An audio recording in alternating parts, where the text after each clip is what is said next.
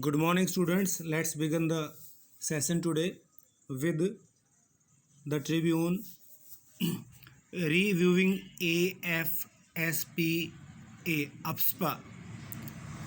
आज का न्यूज़ काफ़ी यूज़फुल है जनरल नॉलेज को बढ़ाने में, अपने देश के बारे में जानने में और क्या क्या करंट इशू चल रहे हैं। तो आपकी जनरल नॉलेज, इंग्लिश वोकेबलरी और आपकी इंग्लिश लर्निंग तीनों एक साथ होने वाले हैं। So let's begin it. Center should assess viability in entire Northeast. तो रिव्यूइंग अप्सपा के बारे में ही। अप्सपा क्या है? Armed forces special powers act. ये एक ऐसा एक्ट है जो आर्म्ड फोर्सेस को स्पेशल ताकत देता है कि वो कहीं पे जाके अपना ऑपरेशन कर सकते हैं, किसी को उठा सकते हैं बिना वारंट के, और ये नॉर्थ ईस्ट में लागू है। इसके खिलाफ आवाज़ें उठती रहती हैं कि हटाया जाना चाहिए, और कई बार इसके समर्थन में भी आवाज़ें जाती हैं कि इसको लगे रहना चाहिए। तो लेट्स सी क्या लिखा है इसके बारे में। Everything all about it. Centre should assess viability in entire north east. तो इसमें पूरे सेंटर को यानी कि केंद्र सरकार को ये सलाह दी जाती है कि इसकी जो उचित है या अनुचित है, ये इसका लगाना ठीक भी है कि नहीं है, इसको पूरे नॉर्थ ईस्ट के एरिया में सरकार को देखना चाहिए। असेस होता है टू एग्जामिन समथिंग कि ये सही है कि नहीं है। The centre's decision to set up a high level committee to examine the possibility of lifting the armed forces special powers act AFSPA in Nagaland signals its intention to do course correction and diffuse tension in the north eastern state. Sentence काफ़ी लंबा है, starting से करते हैं कि जो central government का decision है किसका, to set up a high level committee, एक हाई लेवल कमेटी को बनाने का सेटअप होता है बनाना, किस लिए, टू एग्जामिन, इस बात का जांच करे क्या, the possibility of lifting the armed forces special power act, जो अप्सपा है उसको क्या नागालैंड से हटाया जा सकता है। Signals its intention to do course correction, तो इससे इस बात का सिग्नल या हमें संदेश मिलता है कि सरकार जो है वो अपना कार्य सही करना चाहती है। इट्स इंटेंशन, इंटेंशन होता है इरादा, to do course correction, course correction होता है जब आप कोई काम करते हैं, अगर उसमें कोई गड़बड़ी हो जाए तो उसको ठीक करना कहलाता है कोर्स करेक्शन। मान लीजिए हम कोई काम कर रहे हैं, हमने डिसीजन ले लिया और अभी उसमें कोई गड़बड़ है, तो अगर हम उसको रेक्टिफाई करते हैं that is called course correction. और क्या कहता है, and diffuse tension in the north eastern state, तो इससे क्या होगा कि नॉर्थ ईस्ट के जो स्टेट हैं उनमें टेंशन डिफ्यूज़ हो जाएगी, यानी कि कम हो जाएगी या ख़त्म हो जाएगी। ये सरकार का प्रयास दिखाता है। Nagaland has been in turmoil after the recent killing of 14 civilians. Nagaland में अभी कुछ समय पहले बहुत ज़्यादा विवाद हो गया था, समस्या पैदा हो गई थी, दिक्कतें आ गई थी। टर्मोइल होता है बहुत ज़्यादा दिक्कत, परेशानी, समस्या बहुत बड़ी। After recent killing of 14 civilians, जब कुछ दिनों पहले 14 सिविलियंस की हत्या हो गई थी या उन्हें मार दिया गया था, हम ये कहेंगे, including 6 who lost their lives in a botched counter insurgency operation. इन 14 में 6 वो लोग भी थे जिनकी जान चली गई थी, जिन्होंने अपनी जान गंवा दी थी।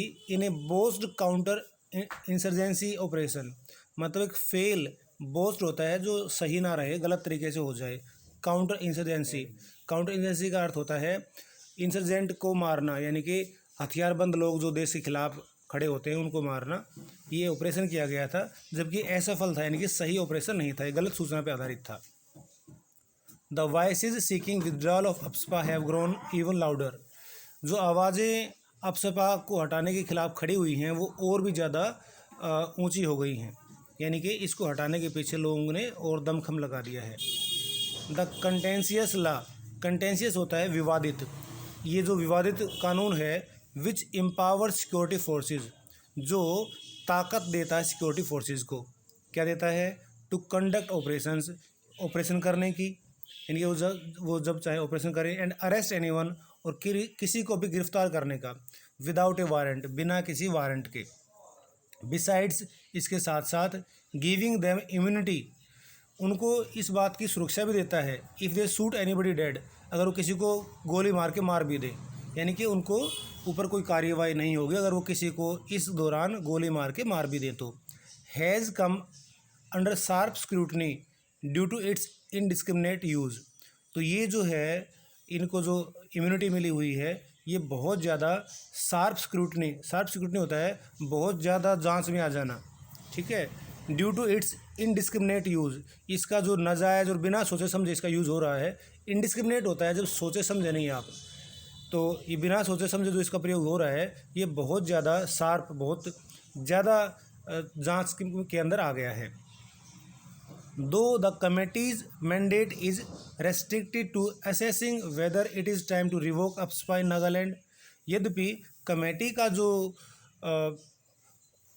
इरादा है, कमेटी का जो निर्णय है वो क्या है, इज रेस्ट्रिक्टेड टू असेसिंग, वो सिर्फ इस बात तक ही सीमित है कि वो असेस करेंगे, यानी कि इस बात का अंदाज़ा लगाएंगे, whether it is time to revoke AFSPA, कि अपसपा में कि नागालैंड में अपसपा को हटाने का समय आ गया है क्या। रिवोक होता है हटाना, वेदर होता है कहीं, वेदर और जैसे सेंटेंस बनता है कि ये काम करने का वक्त आया है कि नहीं आया है। तो whether it is time to revoke AFSPA in Nagaland, क्या समय आ गया है कि नागालैंड से अपसपा को हटा दिया जाए। Where it has been in operation for decades, जहाँ पे ये यूज़ में है दशकों से, फॉर डेकेड्स, यानी कि नागालैंड में अपसपा काफ़ी दशकों से लगा हुआ है। There is an urgent need to review its viability, एक बहुत गहन इमरजेंसी आन पड़ी है कि इसकी उचितता को रिव्यू किया जाए, इसकी ज़रूरत है कि नहीं है, इस बात को जांचा जाए। वायबिलिटी होता है उचित होना। In the entire north east, बल्कि पूरे नॉर्थ ईस्ट में इसको जांचा जाना चाहिए कि ये यूज़फुल है कि नहीं है।